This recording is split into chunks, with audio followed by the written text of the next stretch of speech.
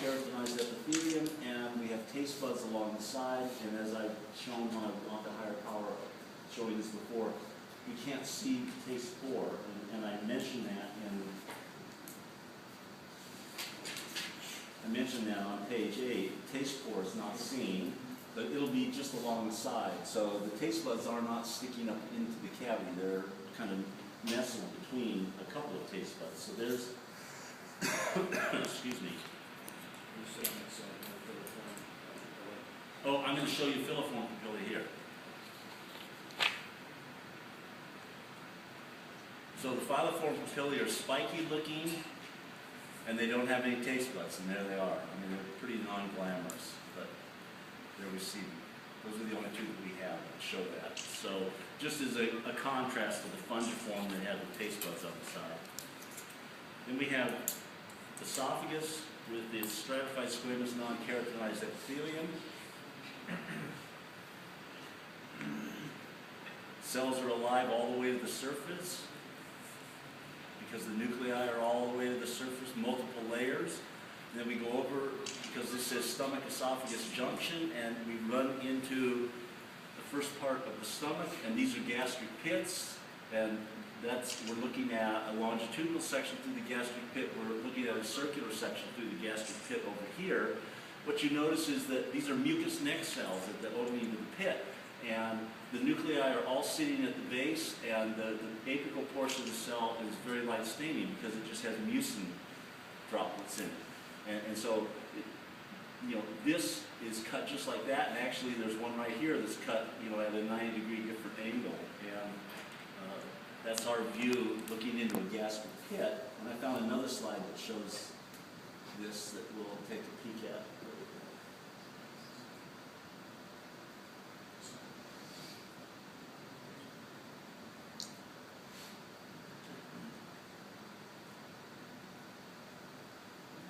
Okay, so we're down in the stomach, and that's gastric pit. The giveaway is the nuclei are all sitting out at the periphery and dark staining, and that's the gastric pit. Here are the apical portions of those cells. And then we saw cardiac stomach, and in cardiac stomach, excuse me, we can see glands that are down in the gastric glands. So this is the tunica mucosa. That's the lumen of the stomach. These are the gastric pits. All of this, because here's where we move out of mucosa and down into submucosa. Here's where gastric glands are, and we pick out two cells that are quite different, and we can differentiate between those. So those look like the gastric pits we just viewed, and over here we'll look and see two different kinds of cells. Okay, the cell that has a large spherical nucleus kind of sitting in the center of the cell, and there's no staining of note within the cytoplasm. That's a parietal cell, so it's making intrinsic factor, and it's also responsible for the production of hydrochloric acid. Interspersed among these are darker, chunkier cells. The cytoplasm has, darker staining because it's producing pepsinogen, and because it's producing that protein to be released, then it has to have a bunch of ribosomes there, and they're going to stain dark. And so these are the chief cells here and there, and you can see the parietal and chief cells are they're just scattered within and amongst one another. There are enteroendocrine cells here, but we can't identify them because they don't have any morphology to indicate that's what they are.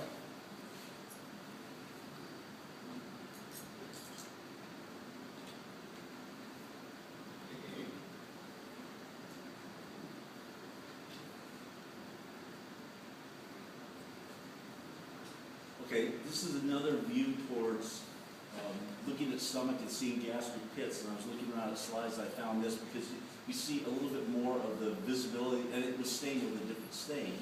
So we see a little bit more of the visibility of the gastric pits. And so here we've got an opening down into a gastric pit, another one right here.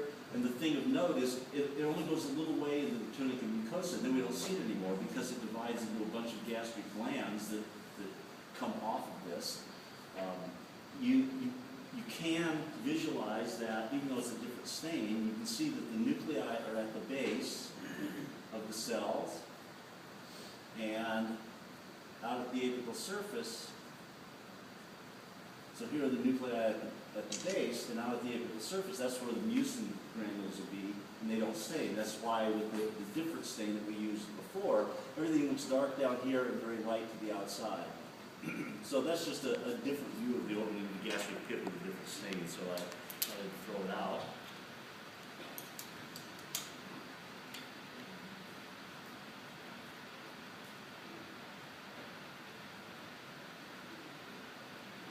Okay, so I'll show you a couple of views. Whenever we see villi, we know that we're in the small intestine. And then the questions you ask are the villi spiky? If they are, then you're probably in duodenum, and I'll show you that in a moment. And then you look down to the submucosa. The submucosa is the next tunic out, and there should be glands everywhere there, a simple cuboidal epithelium, and that's going to be duodenum. If the villi are block-shaped and kind of short, then your thinking should be, it's probably in the ileum. Let's look all the way around the submucosa, and on one side of it, I should see unencapsulated lymph nodules, and those are Peyer's patches. Well, but if I have villi that are kind of finger-like and rounded at the end, I believe that I'm in jejunum, and if so, then there shouldn't be anything of note in the submucosa. So I'm trailing through the submucosa here. There are no glands there.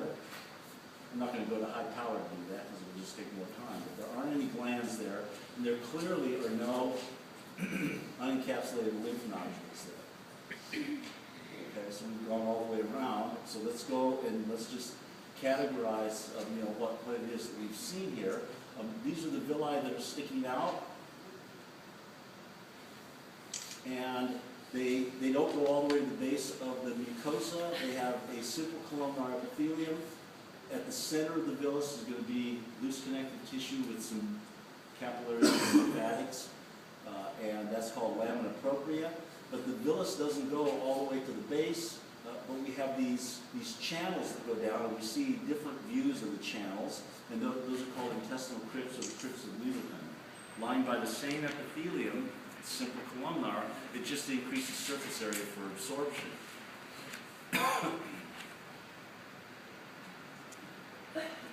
Okay, we do see goblet cells present here. So simple columnar epithelium, microvilli on the surface, lamina propria at the center of the villus.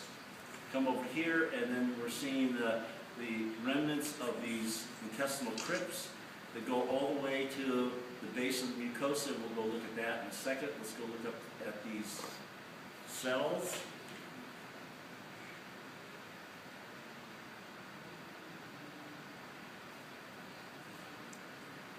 So simple columnar epithelial cells, the nuclei are going this direction and they're down towards the base. These are goblet cells.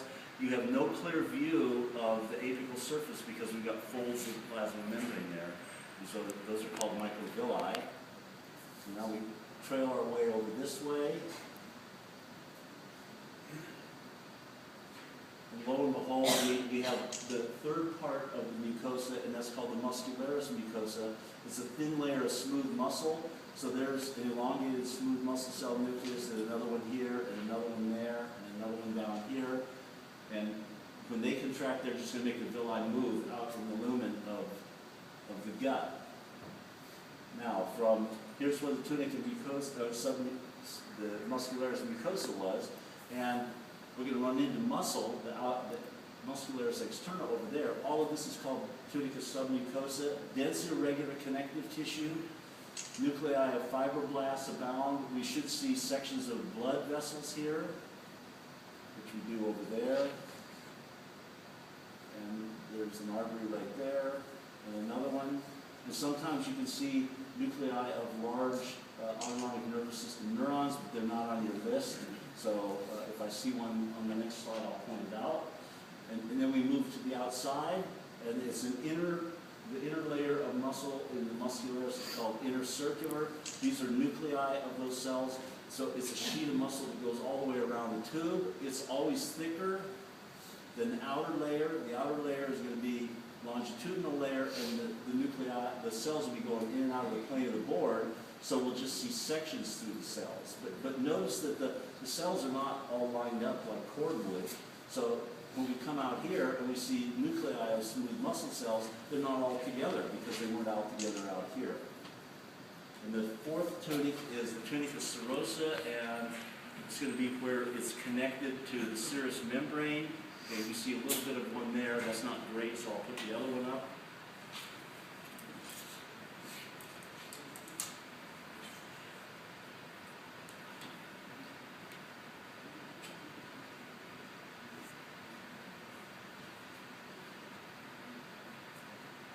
Okay, same kind of thing. So we see these kind of finger-like projections. We see the crypts of Lieberkühn.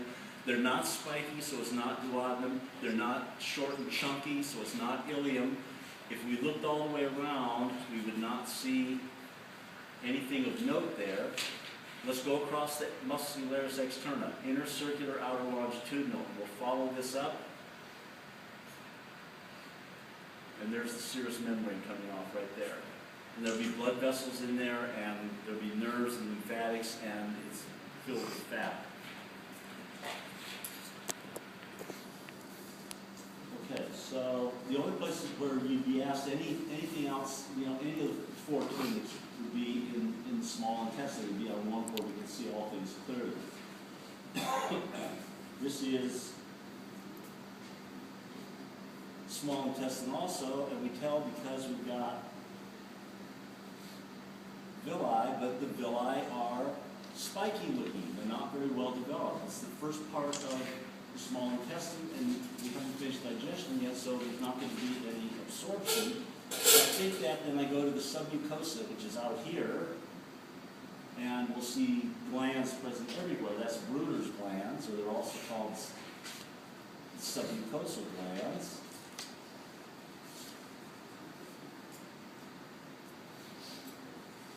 And there they are. Sometimes you can see where it's a supercoiled tubular gland, a supracuboidal epithelium, and then the duct is going to go out like this. If I went to higher power, you can see that nature of that epithelium. So there it is. It's the supracuboidal epithelium. If you are presented this on the practical, then I put it out and I'd say, okay, let's tour around to see things, hoping that you would, I see villi, so I wonder where I'm at. Let me look at submucosa. I'm not going to point to it. I'll take it up in power and we'll look around and I'll ask questions. But you want to connect those two things. And then the ileum.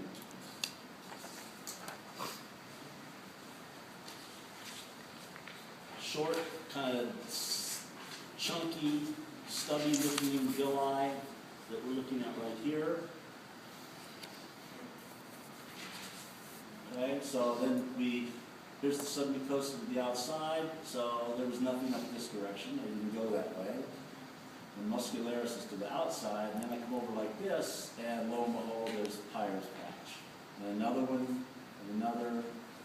And because whenever you see they look light on the inside, it means the cells are growing and dividing, and the lymphocytes are getting more cytoplasm, so they don't stain as much. And there it is. Peyer's patch ends there, and that's where the tunica serosa is.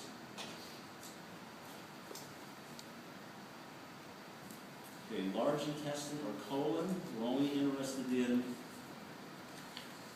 tunica mucosa.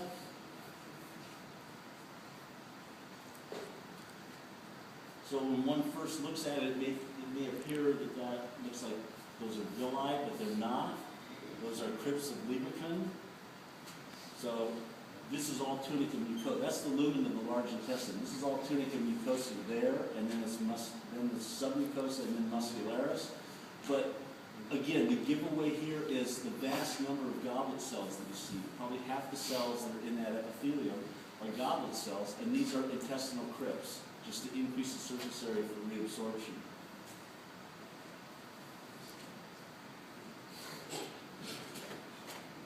Okay. Last one is liver.